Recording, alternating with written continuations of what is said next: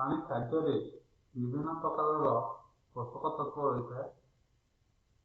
सेगुड़िक है कार्बोहाइड्रेट व श्वेतसार, प्रोटीन व पुष्टिसार, फैट व चर्बी जातीय खाद्य, विटामिन व जीवसार एवं मिनरल्स व धातुसार।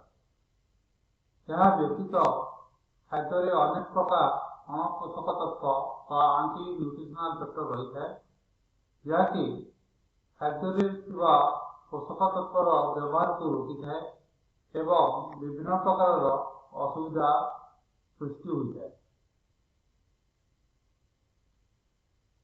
खाद्य अणपोषक तत्व रहा जो शारीरिक बुद्धि में व्याघात सृष्टि हुए, खाद्यर सठिक विनियोग हो न था, हर्मोन असंतुलन होता है, शरीर विभिन्न अंग प्रत्यंग गठनगत विकृति देखा जाए एवं पशु मानकर उत्पादन ह्रास पाए, जहाँफल कि चाषी मानकर अर्थनैतिक क्षति होता है।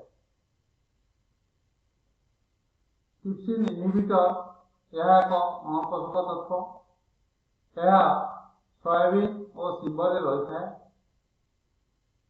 ट्रिप्सिन इनहिबिटर ट्रिप्सिन एंजाइम को प्रतिहत करे। ट्रिप्सिन एंजाइम प्रोटीन व पुष्टिसार हजम प्रक्रिया कार्य करता है। सापोनिन यह सबुज लोशन व ग्रीन लोशन रही है। यह एक घास अटे, ये लोशन एक घास अटे। यह जो पशुर पाकस्थली रुमे गैस सृष्टि हुए एवं पशुटीर पेट फंटाई थाए। फैटिक अम्ल व फैटिक एसिड यही अणपोषक तत्व लिनसीड, स्टरबीन, सोयाबीन, कपामंजी, चाउल, मका और गहम रही है। ये फैटिक अम्ल कैल्शियम, मैग्नीशियम, लौह व आयरन, दस्ता व जिंक सहित अद्रवणीय इनसल्युबल यौगिक पदार्थ सृष्टि होता है। ऑक्सैलिक एसिड व ऑक्सैलिक अम्ल यह संकर हाथिया घास और पाल थाए। यही ऑक्सैलिक अम्ल कैल्शियम सहित मिसी कैल्शियम ऑक्सैलेट सृष्टि हुए एवं कैल्शियम उपयोगितार बाधा सृष्टि होता है। गसिपल यह कपामंजी थाए। गसिपल लौहर उपयोगितार बाधा सृष्टि करे। विशेषकर गसिपल विषाक्त प्रभाव कुकुड़ा मान क्षेत्र में बेसी अनुभूत होता है। ग्लूकोसिनोलेट यही अणपोषक तत्व सोरिष जातीय फसल रही है। यह तीव्र गंधयुक्त होता है। थायरक्सिन प्रस्तुति में ग्लाइकोसिनोलेट बाधा सृष्टि करे एवं ग्लाइकोसिनोलेट आयोडीन उपयोग में असुविधा सृष्टि करता है।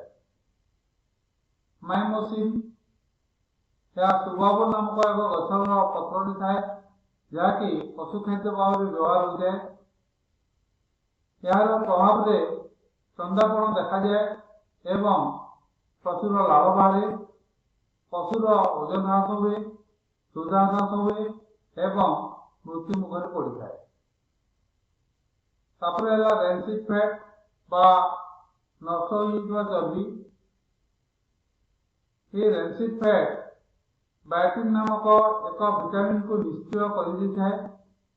यह विटामिन क व ए, विटामिन घ व डी एवं विटामिन ई को नष्ट कर देता है। आउ एक अणपोषक तत्व है डोलिन। यह जुआरे देखा दिए एवं सेमती आउ एक अणपोषक तत्व है लिनामारिन, जहाँकि लिनसीड, डाली और कासाबारे रही है। यही उभय अणपोषक तत्व जो पशुर रुमेन बा पाकस्थली हाइड्रोसेनिक एसिड सृष्टि हुए एवं पशुटी मृत्यु मुखरे पड़ जाए। सेमती आउ एक अणुपदक तत्व है नाइट्रेट, जहाँकि जल विशेष भाव में देखा दिए। जल नाइट्रेट पशुर पाकस्थली रुमेन नाइट्रोस को परिवर्तित हुई विषाक्त हो जाए एवं पशुटी विषक्रिया आक्रांत हुए। धन्यवाद।